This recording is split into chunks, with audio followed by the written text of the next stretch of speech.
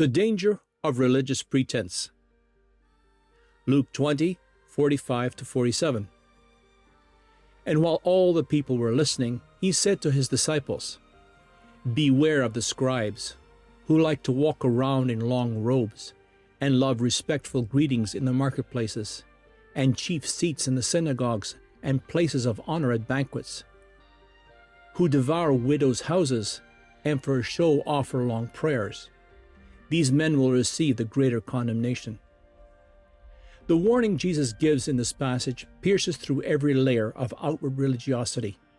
The scribes, experts in the law, and teachers of Israel had allowed the privileges of their office to become platforms for pride.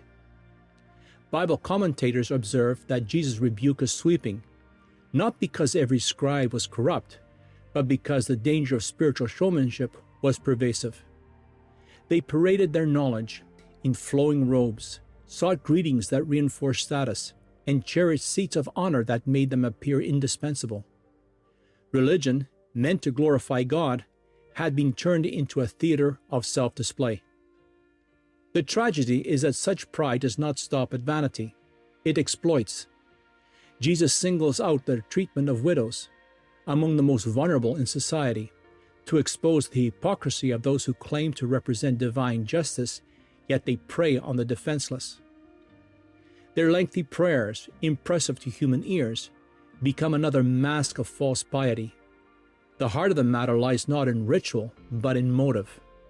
They prayed not to commune with God, but to be seen. This passage that we see in Luke 11:42-44 unveils a spiritual law. The higher one climbs in self-exaltation, the deeper the fall of judgment. God's gaze penetrates the performance. The greater condemnation Jesus speaks of is not simply punishment, it's exposure. The same stage on which they sought applause became the place of accountability.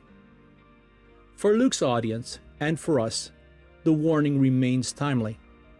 The temptation to measure devotion by visibility still thrives. Yet Christ calls his followers to a quiet holiness, a humility that does not seek the spotlight, but reflects the character of the servant king. As Luke 14:11 reminds us, everyone who exalts himself will be humbled, and he who humbles himself will be exalted. When worship becomes a means of self-promotion, we lose sight of the God we claim to serve. The scribes' greatest failure was not ignorance, but insincerity. They performed holiness without pursuing it. True discipleship seeks no audience, but Christ's, whose eyes see beyond the robe of the heart. So what's the takeaway? Jesus' words remind us that spiritual influence carries moral weight. Titles and recognition mean nothing without compassion and integrity. The scribes' downfall was not their knowledge but their pride, their desire to be seen rather than to serve. In God's kingdom, greatness is measured by humility, not visibility. When our devotion becomes more about performance than presence, we step into dangerous territory. Christ's call is clear. Let our faith be genuine, our motives pure, and our service unseen except by the Father who rewards in secret. That's Matthew 6:1-4.